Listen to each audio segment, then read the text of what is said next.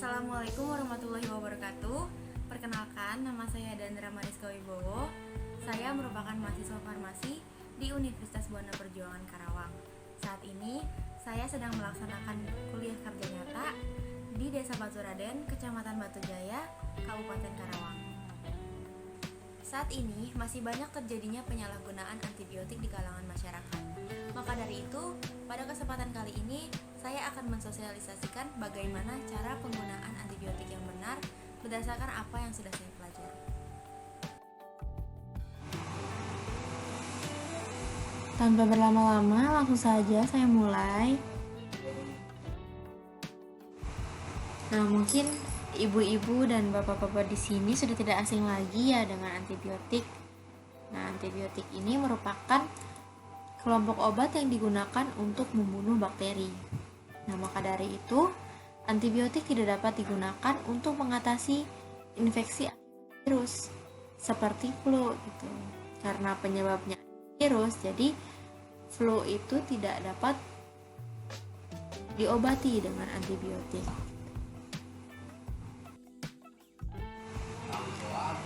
Lalu di sini ada prinsip dasar penggunaan antibiotik. Nah, yang pertama itu ada tepat indikasinya. Jadi antibiotik yang digunakan harus tepat ditujukan untuk penyakit apa gitu antibiotiknya. Lalu yang kedua, tepat pemilihan antibiotiknya. Karena antibiotik itu jenisnya banyak dan hanya spesifik untuk bakteri-bakteri tertentu, jadi antibiotik yang digunakannya juga harus tepat. Selanjutnya, tepat dosis, lalu efek sampingnya minimal. Selanjutnya, kombinasinya harus tepat karena kadang-kadang ada beberapa pasien yang memerlukan dua jenis antibiotik yang berbeda gitu ya. Jadi kombinasinya itu harus tepat. Lalu yang terakhir yaitu harus ekonomis.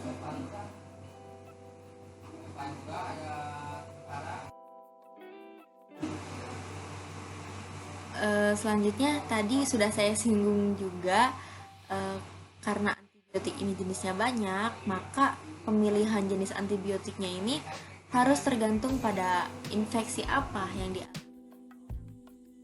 atau bakteri apa yang menjadi penyebabnya gitu. Karena setiap antibiotik itu hanya efektif untuk bakteri atau parasit tertentu.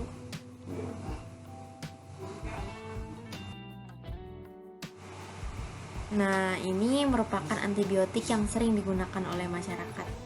Yang pertama ada amoksisilin. Nah, ibu bapak pasti sudah tidak ya dengan amoksisilin.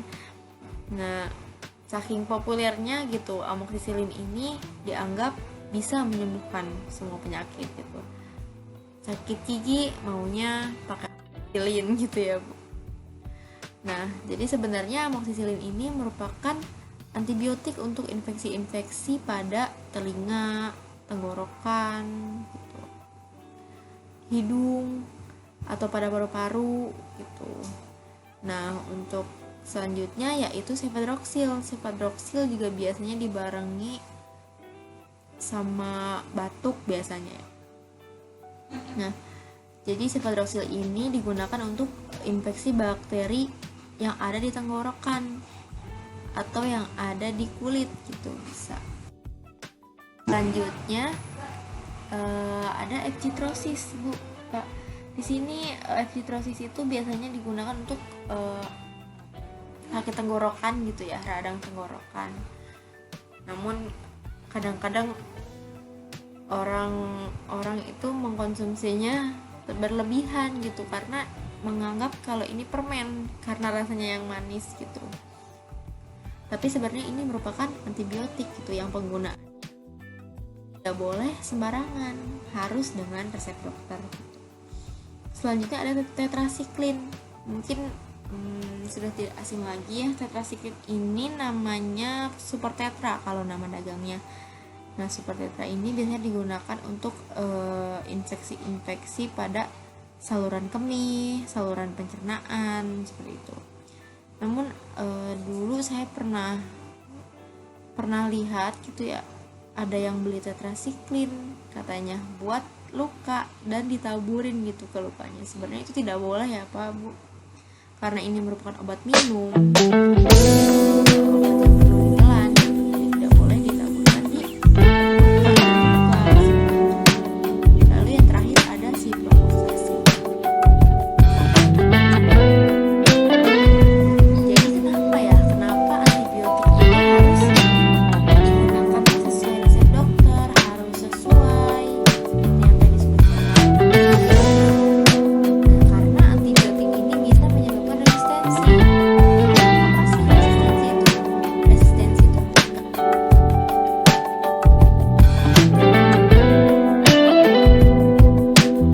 jadi contohnya gini, dokter menuliskan resep sehari 3 kali. Contohnya antibiotiknya amoxicillin. Nah, ketika pasien itu baru minum tabletnya 2 kali tapi sudah merasa mendingan, lalu pasien tersebut berhenti mengkonsumsi antibiotik. Padahal antibiotik itu kalau mau tuntas kita dikonsumsi 3 hari dan sehari itu hanya 3 kali. Jadi bakterinya pingsan, hanya pingsan, nggak mati. Jika ini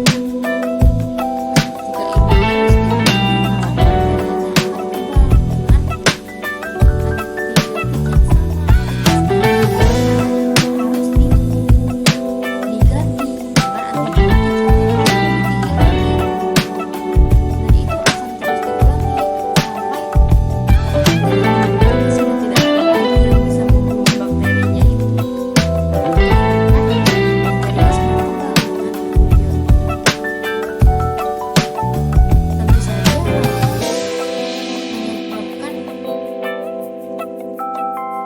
dapat menyebabkan penyakit-penyakit yang serius, dan nanti proses penyembuhannya juga akan lebih lama dari seharusnya. Nah, bahaya dari resistensi antibiotik itu aja sih. Nah, yang pertama, perawatannya itu lebih lama. Yang seharusnya cuman 1 minggu misalkan, ini kok sampai hari ke-10 belum baikan juga gitu. Nah, itu pasti penyakitnya susah disembuhkan dan penyebarannya semakin luas. Seperti yang saya bilang tadi, bakterinya itu hanya pingsan, jadi bisa saja selama pingsan itu bakteri berkembang biak dan penyebarannya itu semakin luas. Yang tadinya hanya di paru-paru misalkan bisa ke jantung, bisa ke hati, seperti itu. Lalu yang ketiga bisa juga menyebabkan kecacatan, bahkan kematian. Nah, ini yang bahaya ya Bu, Pak.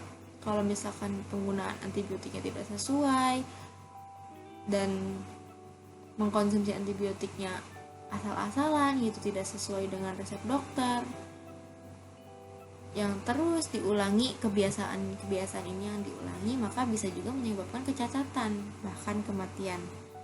Nah, dan yang terakhir, dapat mempengaruhi kemampuan tubuh dalam melawan penyakit infeksi gitu. Jadi nanti tubuh kita cenderung lemah gitu, karena kita bisa dikalahkan oleh bakteri-bakteri tadi yang seharusnya sudah mati gitu.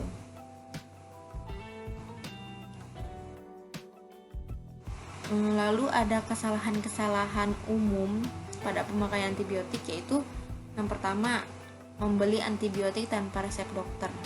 Nah, ini sangat tidak dianjurkan ya Bu, Pak. Membeli antibiotik itu harus pakai resep dokter, karena nanti dokter bisa tahu gitu kira-kira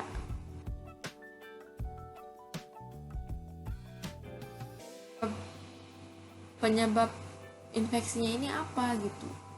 Jadi supaya pengobatannya juga tepat gitu. Lalu yang kedua, membeli antibiotik secara online. Nah, karena online ini juga jadi tidak menggunakan resep dokter. Lalu yang ketiga, membeli antibiotik yang tidak sesuai dengan resep dokter.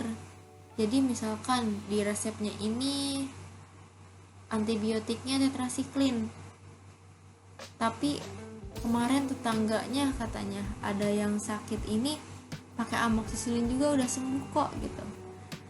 Padahal itu tidak boleh ya Bu, karena belum tentu bakteri penyebabnya itu sama gitu, dan walaupun gejalanya sama itu belum tentu bakteri penyebabnya sama gitu, dan setiap tubuh manusia kan berbeda-beda gitu. Nah yang terakhir yaitu menggunakan antibiotik yang sama pada semua jenis penyakit, seperti saya yang bilang tadi, amoksisilin contohnya. Amoksisilin ini dianggap antibiotik yang dewa ya kalau bisa dibilang, karena dianggap bisa menyembuhkan semua penyakit. Bahkan ada yang saya pernah tahu ada pasien, beliau sakitnya tuh kalau nggak salah sakit kepala, tapi maunya minumnya amoksisilin. Karena amoksisilin merupakan antibiotik, sedangkan sakit kepala itu memerlukan anti nyeri gitu. Tapi bapak-bapak tersebut kekeh gitu bilang. Lalu di saat itu saya langsung edukasikan kalau sakit kepala itu memerlukannya anti nyeri, bukan antibiotik. Maka dari itu, mari kita semua gunakan antibiotik sebijaksana mungkin gitu. Jangan sampai kesalahan-kesalahan umum yang sudah saya sebutkan tadi diulangin. Dengan cara yang pertama, menggunakan antibiotik hanya dengan resep dokter. Lalu yang kedua, tidak menggunakan antibiotik berdasarkan resep yang sudah lama. Contohnya pasien yang dulunya itu kalau sakit dikasihnya katanya sama dokternya itu cefadroxil. Lalu ibu ini minta ke apotek, minta diberi cefadroxil, padahal belum tentu gitu, belum tentu juga infeksi tersebut atau penyakit tersebut disebabkan oleh bakteri yang sama gitu. Maka dari itu harus menggunakan resep dokter. Nah karena kesalahan umum lagi nih ya, demam, batuk, pilek itu tidak memerlukan antibiotik, cukup istirahat dan makan bergizi. Nah jika sakitnya lebih dari 3 hari barulah menghubungi dokter gitu. Mungkin ada infeksi atau ada keluhan-keluhan lain yang bisa disampaikan kepada dokter gitu.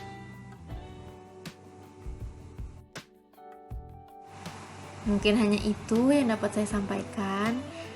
Terima kasih untuk perhatiannya. Mohon maaf karena masih banyak kekurangan dalam proses penyampaian materinya, karena di sini saya masih belajar juga. Semoga bisa bermanfaat untuk kita semua.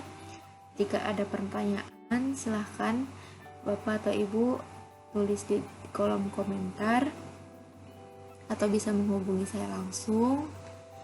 Billahi taufiq wal hidayah. Wassalamualaikum warahmatullahi wabarakatuh.